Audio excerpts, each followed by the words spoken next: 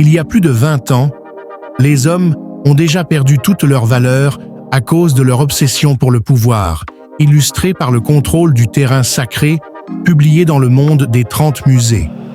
À cette époque, cette collection n'existait pas encore.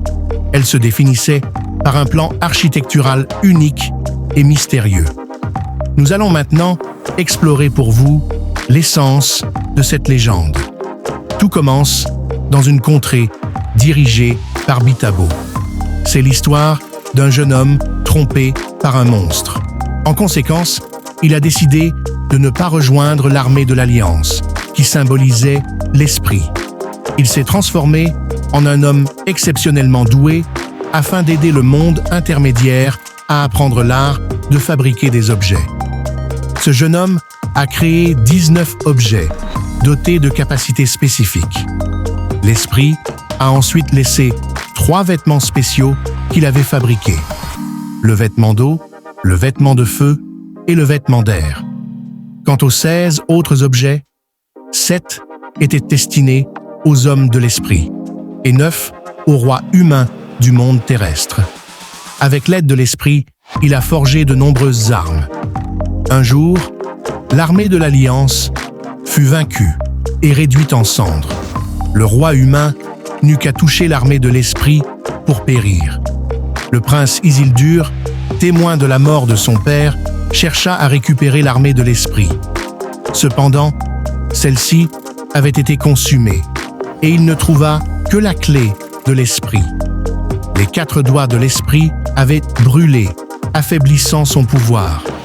Sans force pour maintenir sa forme, l'esprit s'effondra. Le roi humain disparut dans une lumière éclatante et l'explosion consuma des milliers d'armes. Pourtant, l'esprit de l'esprit ne s'éteignit pas.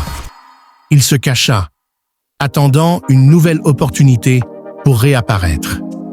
L'esprit de l'esprit retrouva finalement l'armée de l'esprit et l'emmena à la montagne de la faim pour la détruire.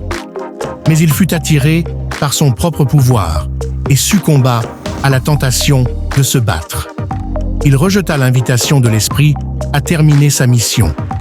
L'esprit fut alors confronté à d'autres membres de l'Alliance qui le poursuivirent. Isilde, observant le danger, décida d'emmener l'esprit pour fuir. Mais à ce moment-là, l'esprit eut une autre idée. Abandonnant Isilde, il entra seul dans la montagne, espérant revenir au sanctuaire de l'esprit. Cependant, il ne put achever sa mission.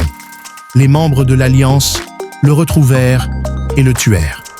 Avec la disparition de l'esprit, l'histoire devint une légende. 2500 ans plus tard, l'esprit de l'esprit refit surface, attiré par d'autres membres de l'Alliance. Après un long sommeil, il retrouva sa force.